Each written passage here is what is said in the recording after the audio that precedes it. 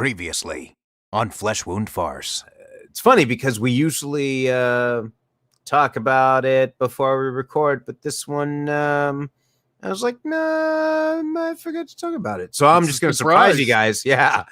And I had this circled for the Flesh Wound Farce episode releasing on June 7th. I had penciled this in a long time ago, and I don't think you'll hear any disagreements. It'll be Mystery Men too? No. Old School. Starring Luke Wilson, Will Ferrell, Vince Vaughn. A classic. I think, and I can't wait. Wait, Greg, you're folding your arms. What's wrong? I just have my own thoughts about that movie. Oh, we're gonna have those thoughts next week because I can't wait to talk about my theory on the trajectory of comedy films that started from this movie. It'll be a very fun discussion, and based on your body language, world famous juggler Greg Larson, I really can't wait to engage in a spirited conversation about Old School.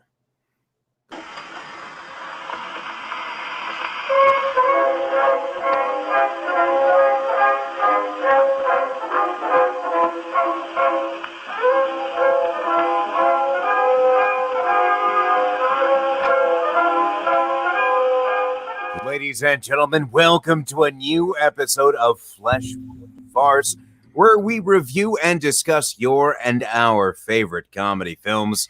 This is the world's first and only combination trivia host and professional wrestling announcer of Chilean descent that currently resides in Southern California, Ozzy V. And with me as always on this program, first in the Northern California Bay Area, world famous juggler, an individual who hates fun, Greg Larson. How you doing, Greg? Hey, Ozzy. Well, I'm wearing my Grinch jersey today because I feel like that's who I'm going to be today. I thought it was Christmas in July. It should be. Although, I just want to say, I feel like the way it's been building up, if you're listening to this, just turn off the podcast, pop it on YouTube, because I think that this is going to be one to remember. As a reminder, we are available on YouTube. In case you're listening to just the audio version, we got the YouTube channel available. And of course, not to be left forgotten is Flesh Wound producer Todd. I thought you already forgot me. Yeah, I guess I am. No, you're good. We're all good. I'm good. I know Todd's good. I know Todd and probably enjoyed this movie more than Greg. The movie we are reviewing and discussing today is Old School, released April 25th, 2003. Rated, actually, the version we rated today is unrated. However, the theatrical release was April 25th, 2003, rated R. The theatrical release had a runtime of 88 minutes, the unrated 92, so an extra 4 minutes. So before we move further into the discussion, here's the trailer. Todd, if you'd please do the honors. Excuse me. True love is hard to find. Sometimes you think you have true love, and then you catch the early flight home from San Diego. Today, Mitch's life took an unexpected turn. Heidi? What are you doing home? And a couple of nude people jump out of your bathroom blindfolded like a damn magic show. I'm really sorry. Now, Mitch, you're on the rebound. You're like an injured young fawn who's been nursed back to health, who's finally going to be re-released into the wilderness. he's getting a little help from his friends. I want to thank you very much for coming to the official Mitch Martin Freedom Festival.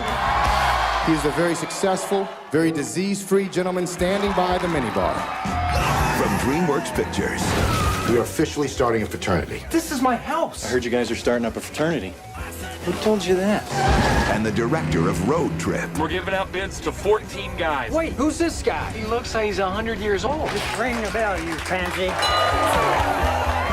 Good morning. Now that was a party. I want in. Half these guys don't even go to the school. I promised my wife I wouldn't drink tonight. Yeah, I'll do one. We're gonna do one. We're going streaking! Once it hits your lips, it's so good. We don't take it too seriously. You may be asking yourself, why is this cinder block tied securely to your Earmuffs. Don't you think this is going a little far? It's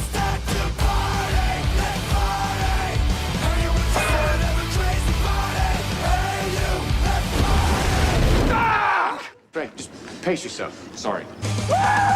Luke Wilson. I get the feeling you have a entirely distorted view of who I am. Will Ferrell. What's going on? If you tell anyone about this, I'll kill you. I'm kidding. We'll come back by tonight. Okay, sweetie? Okay. Let's go. And Vince Vaughn. There's my wife, always smiling. Hi, honey. Judging, watching. Look at the baby. Look at the baby. Be careful. That's the most powerful trank gun on the market. Yes! Ow! That's awesome! Old school.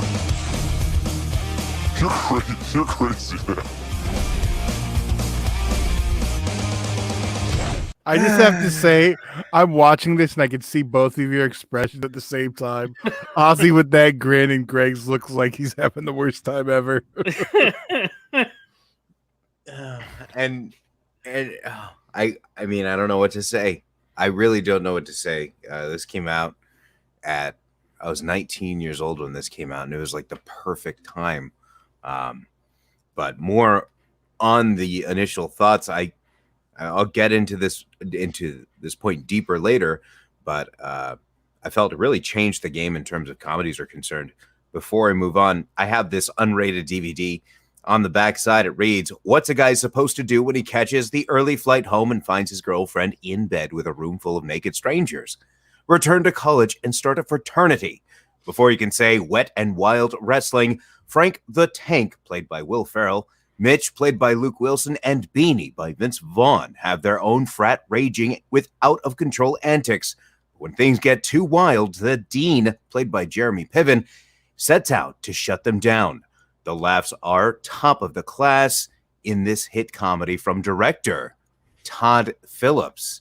You may also recognize from The Hangover and, of course, Joker. So really, it's safe to say that Greg hates quality cinema.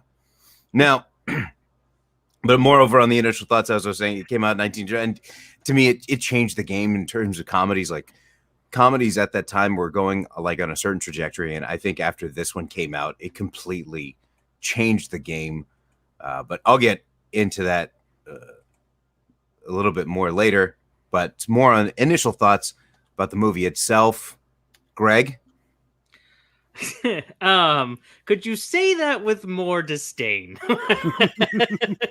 So, I watched this movie when I was around the same age, 19, and I thought it was all right. And then I watched it as I got older, and I just lost interest. I felt like there were certain jokes that didn't really have much substance to them. I felt like they kind of fell flat and didn't have any meaning. Like you saw the metal detector thing. Where did that even go? Like, oh, I was inconvenienced by a metal detector. Like, there was no purpose. It never showed anything. It never had a moment where it was like, this is why it was going off. And a lot of those jokes kind of felt that way, where it was just kind of like, it didn't go anywhere. And also some of the subject matter, I think it got a little dicey for me. And I think now watching it again, it was even worse. Just because I feel like there's a lot of bashing actual healthy relationship. You know, like they make fun of the guy for checking in with his wife, which that's a healthy thing to do in a relationship. You know, they just completely ruin, Will Ferrell's situation. Sorry, I've got a lot of things. I shouldn't go too far. It's just an initial impression, but I just feel like it's a lot of like stereotypical tropes that they overplay, and it just gets a bit rough sometimes, especially as you watch it getting older.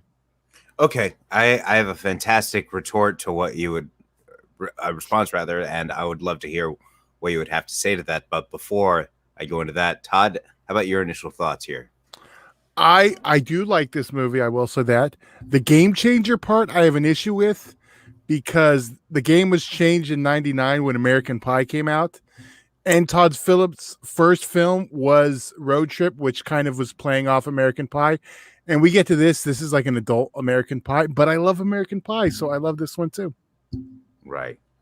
So I thought you were going to say it is a game changer, but not in a good direction. I'd argue Hangover was more of a game changer for Todd Phillips than this. Well, my point was that it was a game changer for Will Ferrell, but I'll get into that shortly.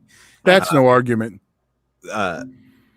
but Greg, to your point about first about the metal detector bit, like, sure, you didn't get to see what was actually causing it, but there was an ongoing gag of, I mean, to me, it was like, oh, this thing's malfunctioning. Like, and because this guy, he gets in the cab, the seatbelt is broken. He has no seatbelt when he gets in the cab. He gets to the airport and he tries to go through the metal detector, and it goes a bunch of times. And then the payoff is at the very end when he walks in and he thinks his wife is just watching porn, when in actuality, she's hosting an orgy or a gangbang, whatever, right? Plus, there was also a deleted scene that I think would have hit that home that was featured on this DVD, where he was actually overbooked on the flight and he was unable to make it. So he had the scene actually showed that he was going to propose to his girlfriend. That's right. And the flight or whoever worked at the airline put him on the flight. So I think if that was in there, that probably would have hit home. But, you know, sure, I get that point. But in terms of, that might have made it too depressing. Right. And I think that's ultimately why they took it out, because of the marriage thing. It was probably too much. He didn't explain in the commentary that was featured.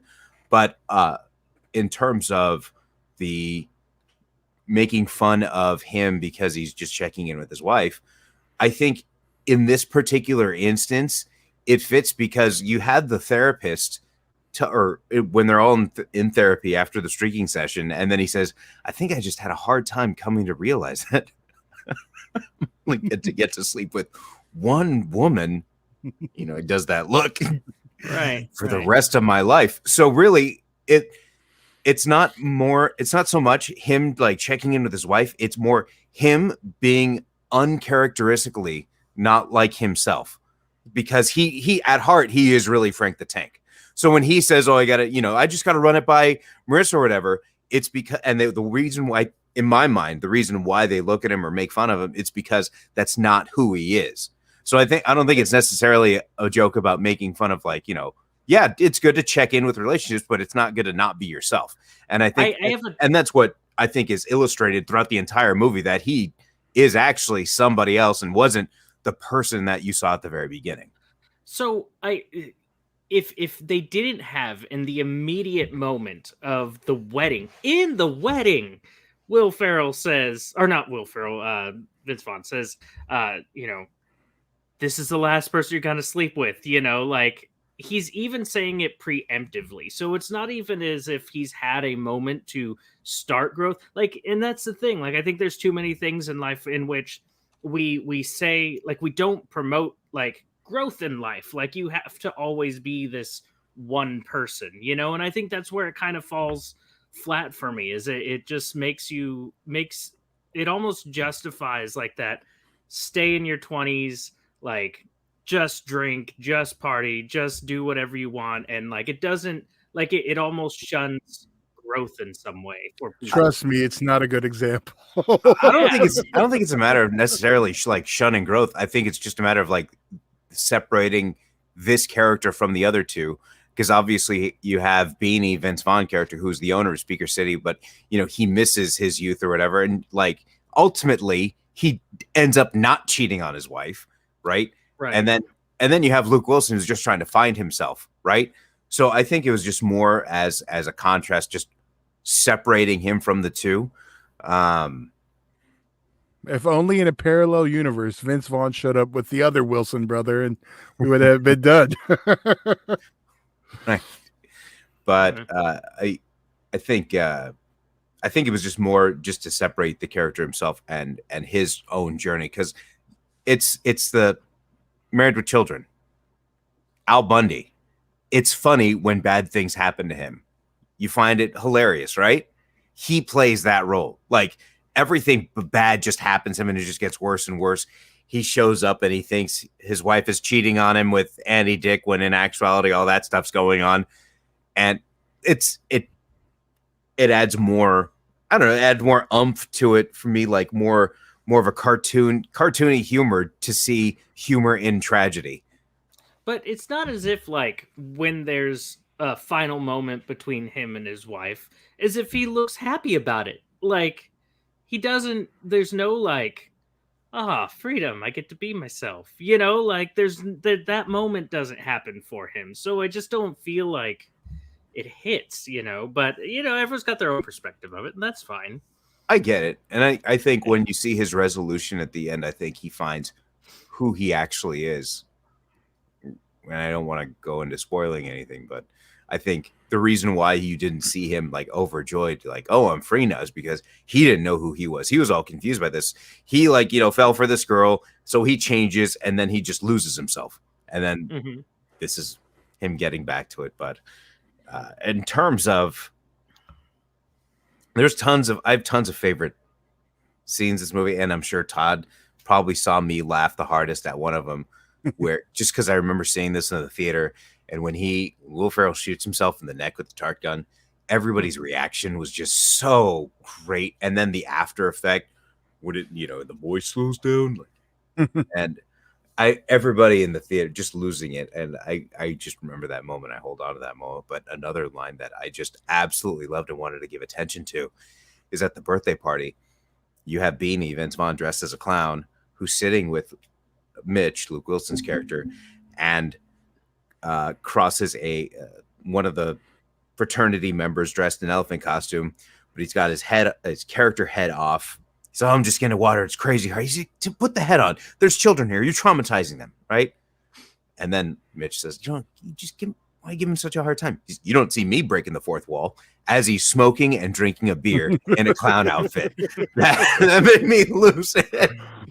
It's just like as they mentioned on the commentary, Philip says of such a Vince Vaughnism, that those two moments just, I guess the birthday party scenes were the peak of the movie for me. Yeah. I don't know if Greg has any favorite moments, so we'll leave that as last because it'll probably be a downer. What about you, Todd?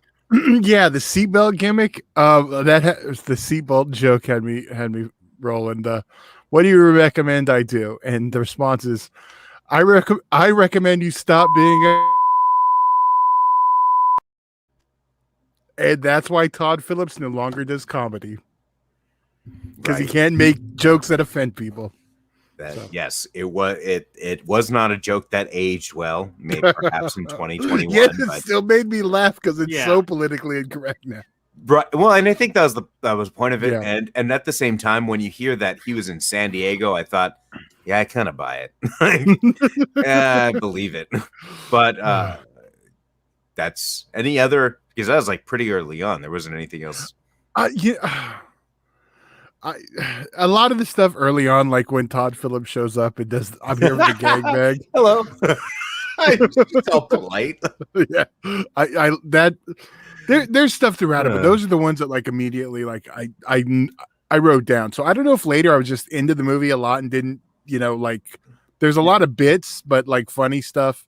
That's one of the bonuses of it, is that there's just a lot of stuff that keeps coming. Also, I forgot to mention that Ivan Reitman was an executive producer. So he did Animal House. So there's that. Now, Greg, how are you going to bring down this conversation? I think if I had to pick one, it was during the hazing scene, when they had the cinder blocks, because the way the joke was setting up, I was like, all right, you got an Asian dude and a black dude. Where's this joke gonna go with things tied to their dong? And it took a totally different turn from what I was expecting. They didn't go an easy route on that joke, at least. So I had a good laugh when dude fell from the building after it went through a manhole. So yeah, that at least brought a good laugh. All right. Well, at least there was some joy you were able to find in this fine film. That's what I'm going to call it. Because when it comes to rating, in terms of my enjoyment factor and my thought in terms of how the movie actually just plays out and how into it I get, like, I didn't have many notes written on this one just because, similar to Todd, I just get into this movie. I really enjoy it. So I can't rate it anything less than a 5 out of 5 across the board. And I don't mind. In fact, I'm so happy that the score probably irritates Greg at least a little bit, that I'm giving this movie a perfect score. but maybe I'm giving it such a high score because the after effects of what this movie caused, which I'll get into shortly after you guys give your ratings. So start with Todd because we already know Greg's going to be like 1 out of 5. It slows down a lot at the end, but I still love it, and the ride itself is great. I'm a 5 also. The ride is great. So first off, I also have to say hold on before yeah, Todd, I was curious, do you have like one of those like trombones that you can play like right before Greg talks, like wah wah? I don't have anything like that on the board. All I'm right, sorry. okay, no, it's fine. All Go ahead. Another complaint you said? Yes. So at a wedding, playing Total Eclipse of the Heart, that song is about a stalker. Like, it's got nothing romantic about it, although it was funny with his cussing in it. But it was. Yeah. So, I mean, all those things aside, if I had to give it a score, I'd say I'd give it...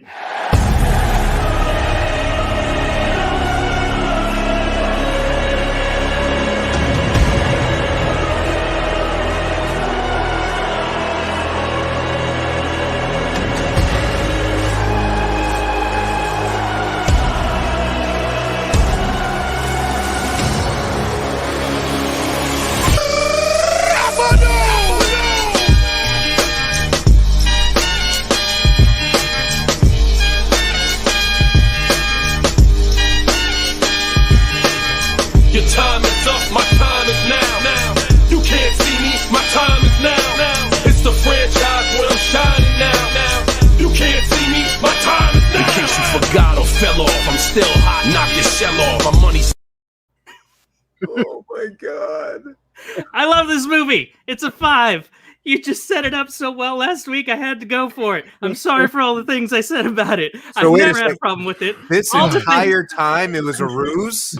It was. What a swerve. Oh my gosh. I'm in tears right now. Now, ladies and gentlemen, if you're listening to the audio version, you definitely need to check out the YouTube version because there was a lot of fancy editing done there. But to play into this fact that I was swerved. Greg made me believe that he hated this movie when in actuality, apparently, he loves it. I love it. Wow. Yeah. I'm that's funny. That's I really, actually really had funny. to look up the negative reviews on Rotten Tomatoes and write them down so that I can have something bad to say about it. I have to ask, did you have a favorite line or favorite joke? Well, no, so the favorite line you said was actually your favorite line? My favorite line of the movie. Okay. Yeah, I laughed too hard at it because it was so slapstick and great. Yeah. No, I loved every bit of this movie. Oh man.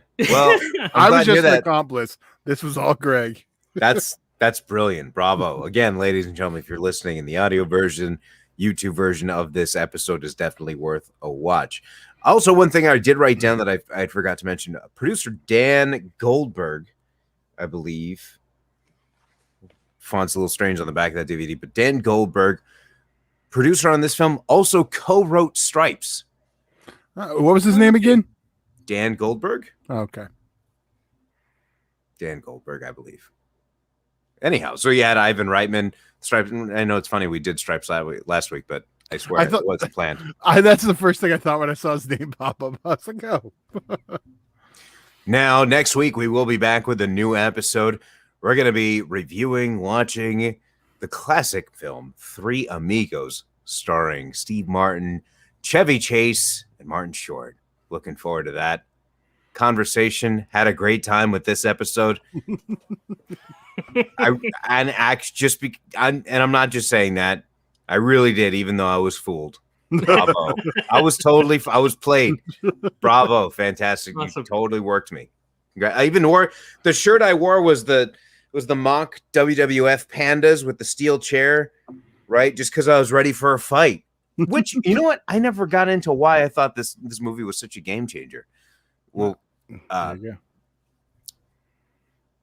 Will Ferrell had said in an interview, I had to start at the beginning. Will Ferrell said in an interview that he had actually written Anchorman long before it was actually made into a film, but he kept taking it to studios and everybody turned him down. so after Old School came out, because notice Anchorman released by DreamWorks. Yep. Same company who released Old School. He said as soon as Old School came out, that's when everything started to flow. And what happened out of Anchorman? Like, who got the most play out of Anchorman? Because after Steve Carell in that movie, then came The 40-Year-Old Virgin, where Paul Rudd had an opportunity to shine in both those movies, in Anchorman and 40-Year-Old Virgin. And then he blew up from there. So that's why in my head, you had like this movie set the stage for what comedy was going, and like the whole Seth Rogen, like Seth Rogen's and Freaks and Geeks or whatever. But there was this like, I think, showed a lot of people that there's an audience for a certain type of comedy. There was, you know what I mean? Yeah, definitely. So, that's why I love like this movie. This movie was like one of the first. Like, sure, Todd, I get your point. Like, American Pie was set the stage a lot because you had Road Trip after that, and Sean William Scott, who also had a cameo here, but also in Road Trip, got his fame from American Pie. But like you said, this did feel more like an adult American Pie,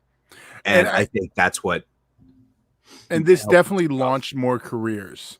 Exactly, for sure. Yeah. I mean, not that there was success out of American Pie, but it wasn't like this level. No way. Yeah, that's what I was talking about towards the beginning, like just and the chain that it leads into, and everybody knows You're My Boy Blue. No matter what, like it just feels like such a classic. Going back watching it now, it feels weird saying I saw it in the theater, but 19 years ago. 19 years. Wow. You're as old as this movie is. I'm as old. Or wait, no. It's got to be your bull. What? It's got to be your bull. That's for Tommy Boy. We haven't reviewed that yet. We'll cross that bridge when we get to it. I'm still trying to figure out what the hell I was saying. Well, so am I. So is everybody listening and anybody watching. And speaking of watching, you can watch a new episode next week. Again, we will be discussing Three Amigos. So be sure to check us out and be sure to follow us on any social media platforms you may enjoy, Facebook, Instagram. Of course, you could also follow us on Patreon, or rather become a patron on our Patreon. It's fleshwoundfeatures.com/Patreon. Believe, Todd? Yeah. Excellent. I love it. There's exclusive content there, including my reaction seeing a spider during a live recording. Unedited, uncut for your enjoyment. All right, Todd. I'm good. Are you guys got final words before we head out for the week? Yes, I have to say another reason for the jersey is because at the end, the Grinch's heart grew 3 sizes that day. And then also, if you take a movie too seriously and you're like, oh, it's a reflection of, marriage and blah, blah, blah, you need to shut up and just have fun and enjoy a goddamn movie. So I'm sorry I had to do that, but it was all for the bit. It was fantastic. It was a great swerve. Todd, anything? I can't top anything on this episode. This is those fantastic production value that we witnessed here. Oh, that guy on the YouTube. Thank you. Well, that was mind-blowing. And a great swerve. Fantastic. Well, thank you guys for joining. Thank you guys for listening. Thank you guys for watching. Of course, we're back next week with a new episode of Flesh Wound Farce. Till then, keep laughing. Remember, you want to do an outro take? Do it again. I thought we were done. Go, do an outtake. Just do it now. Fuck it. That's how the episode's going to be. Give us our goodbye. So when am I coming back? Are you just... No, we're just doing it like this. I'm not even cutting. You're not even cutting anything right now? Okay, sure. All right, so I said the part when I finish first, and so I tried to circle back around, and Todd was like, oh, he's just going to end it here. And that's where you heard it end. So that's some commentary on what just happened on the close. So keep laughing, ladies and gentlemen, and we'll see you next week. I'm Ozzy. That's Greg. No, that's Todd. That's Greg. I'm Ozzy. We'll see you next week right here on Flesh Wound Farce.